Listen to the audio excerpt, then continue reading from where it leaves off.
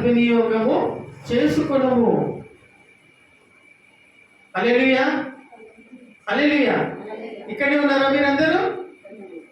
వాక్యంలో వినండి దయచేసి. చదవాల్సిన సమయంలో వాక్యం చదవండి. చదువు అన్నప్పుడు వాక్యం చదవండి.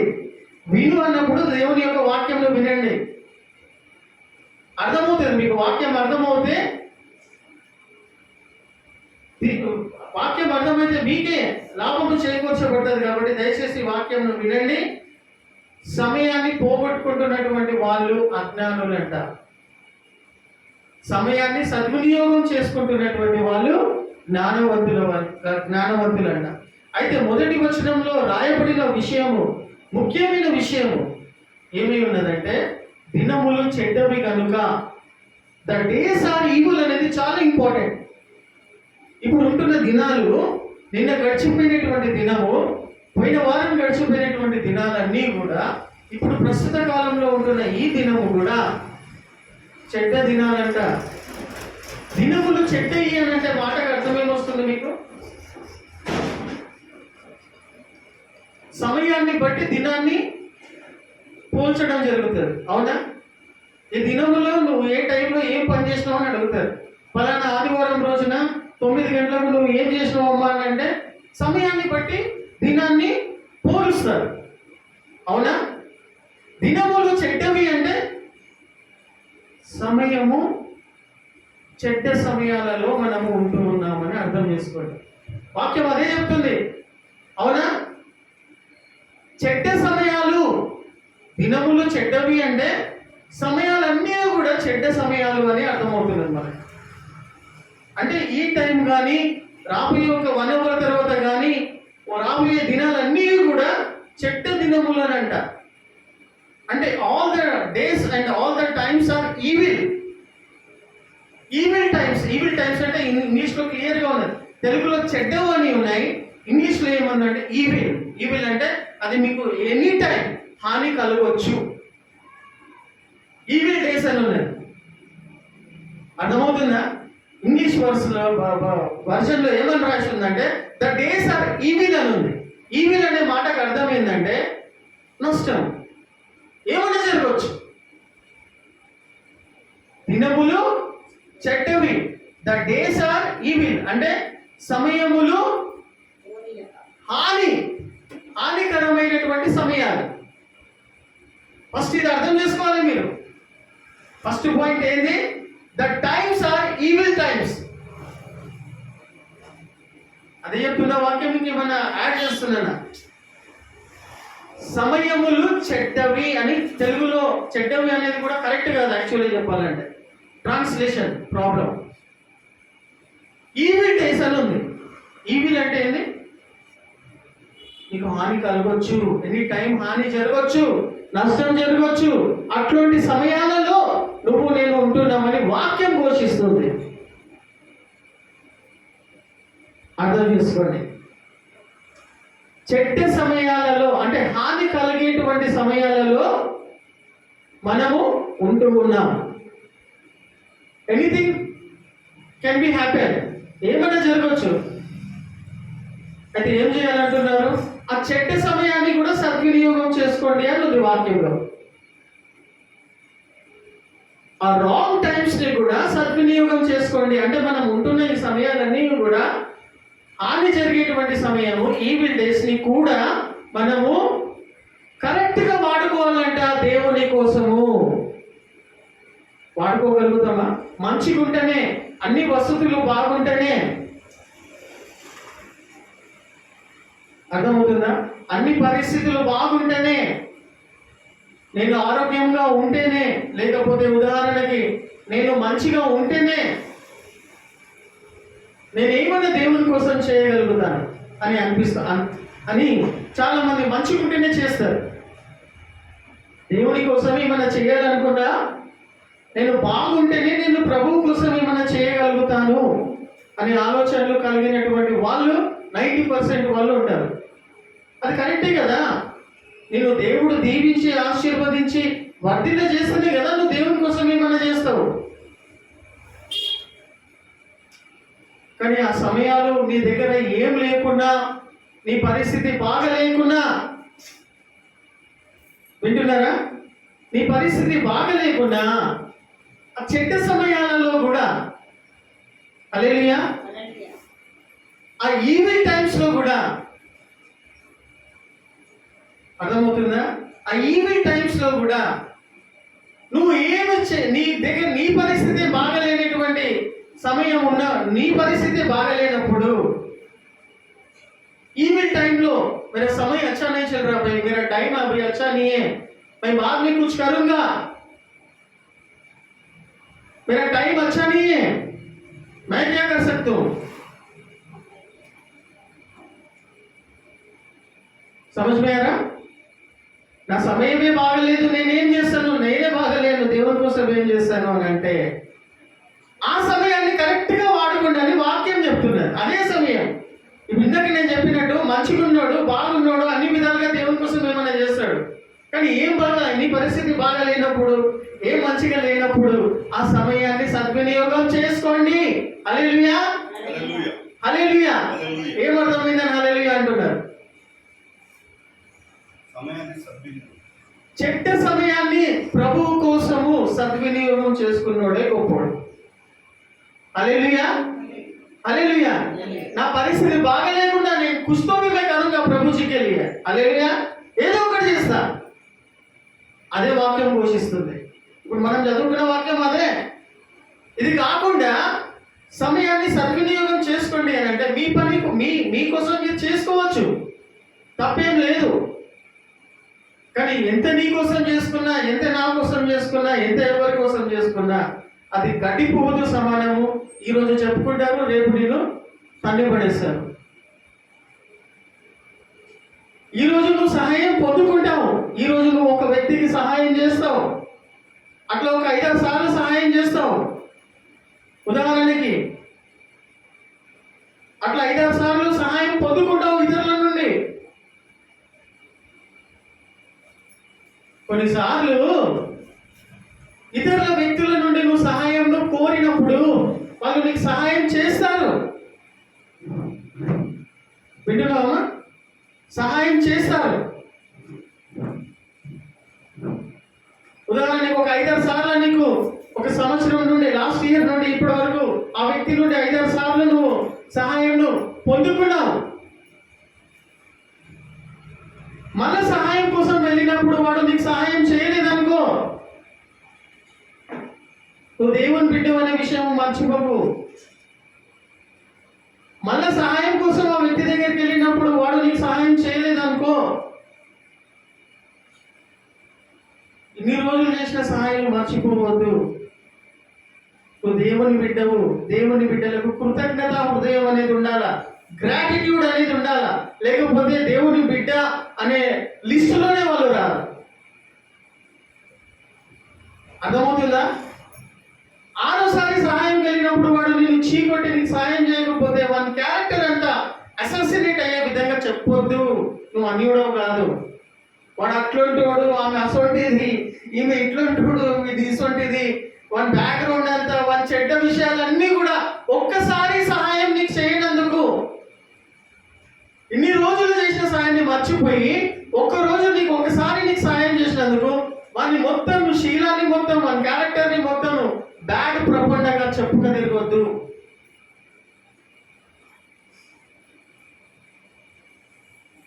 దేవుని బిడ్డల గుణము అది కానే కాదు, అన్యుల గుణం. అది అన్యుల్లాగా మాట్లాడొద్దు మనము. కింద చదవండి, 5వ అధ్యాయము ఎఫెసీయులకు రాసిన పత్రిక 5వ అధ్యాయము 16, 15, 19 ఏమని రాయబడి ఉంది?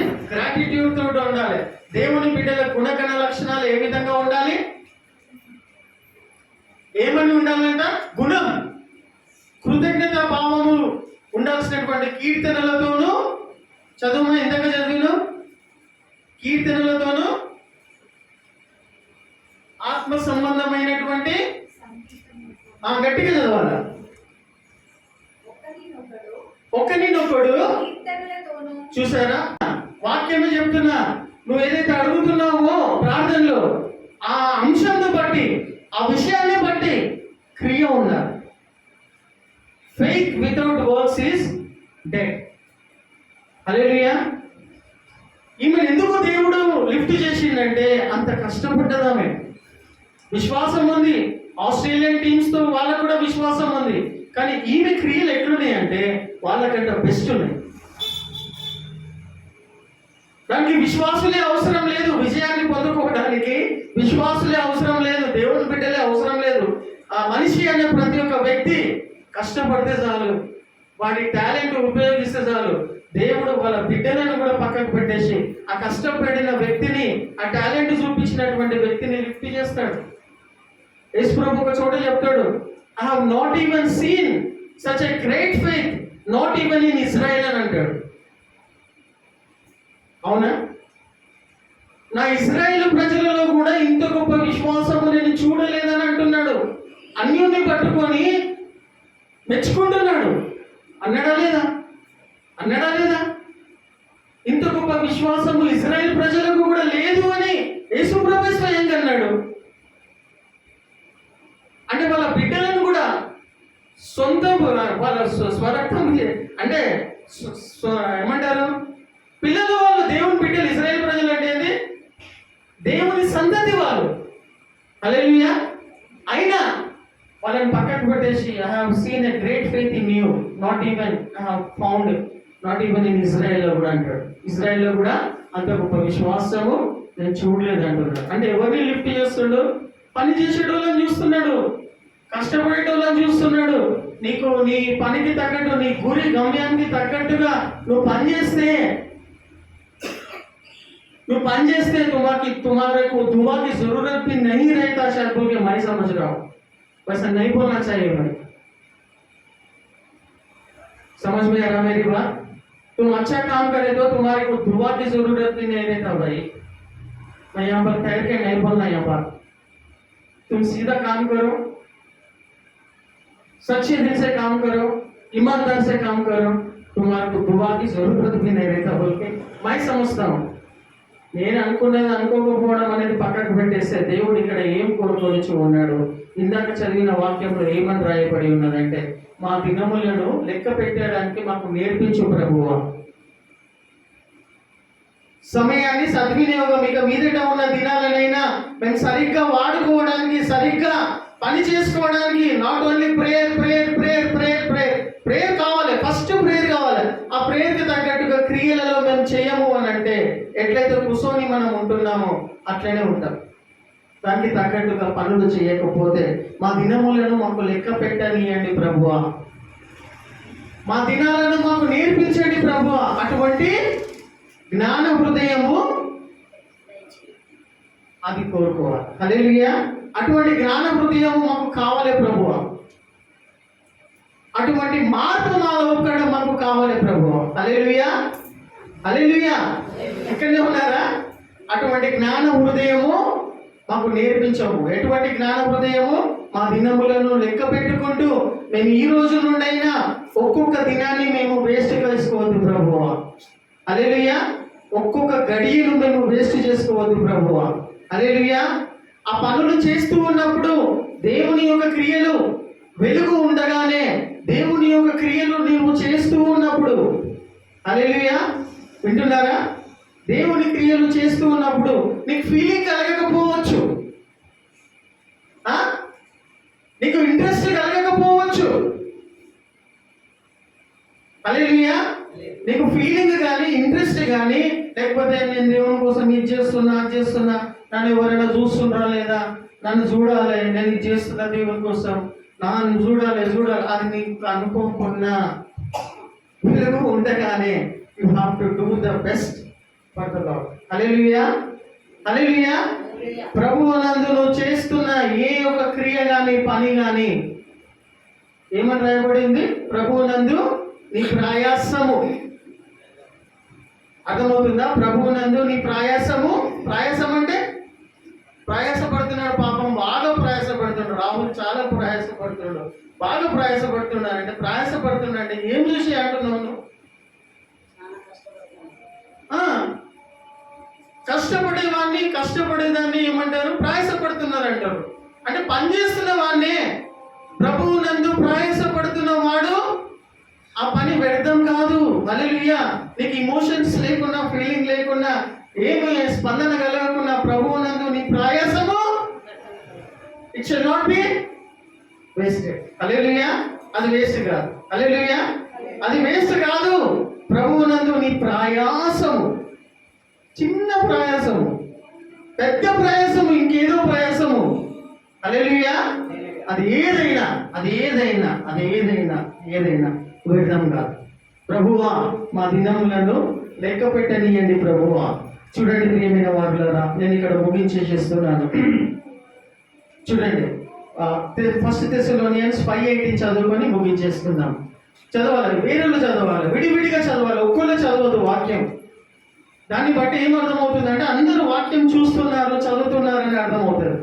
ఒకరి చదువుతూ ఉంటే ఏమనుకుంటారంటే ఆమె చదువుతున్నది కదా, మనం వేరే ఆలోచించుకుందాం, వేరే గుసగుసలాడదాం, వేరే విషయాలు చూద్దాం అనుకుంటారు. కాబట్టి వాక్యము విడివిడిగా చదవాలి. ఇప్పుడు ఎవరు చదువుతున్నారు వాక్యము?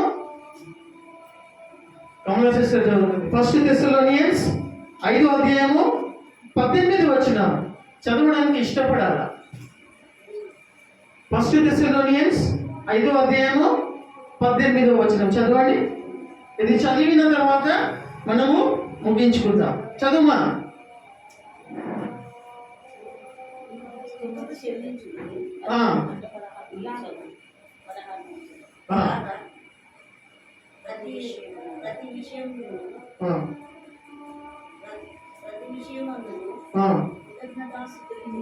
గట్టిగా చదవాలా. కోపం వచ్చినప్పుడు కరుణాకర్ మీద ఎట్లా అరుస్తావు? వాక్యం చదివేటప్పుడు ఎందుకంత మధురముగా మాట్లాడతారు, సౌమ్యముగా మాట్లాడతారు, సైలెంట్గా మాట్లాడతారు. వాక్యం దగ్గరికి రాగానే కరుణాకర్ మీద కోపం వచ్చినప్పుడు ఎట్లా తిడతావు? అట్లా గట్టి చదువు, గట్టిగా చదవండి. ఎవరైనా డోంట్ వేస్ట్ టైం, సమయం పోనీయకండి. కమలమ్మ చదవమ్మా గట్టిగా. Very good. హల్లెలూయా. మళ్ళా ప్రతి విషయం నందును కృతజ్ఞత గట్టిగా. Very good. హల్లెలూయా. మళ్ళా ప్రతి విషయం నందును కృతజ్ఞత విడివిడిగా చదవాలా, నిదానంగా చదవాలా, అర్థమయ్యేటట్టు. కృతజ్ఞత స్తుతులు చెల్లించుడి, ఇలాగు చేయుటకు.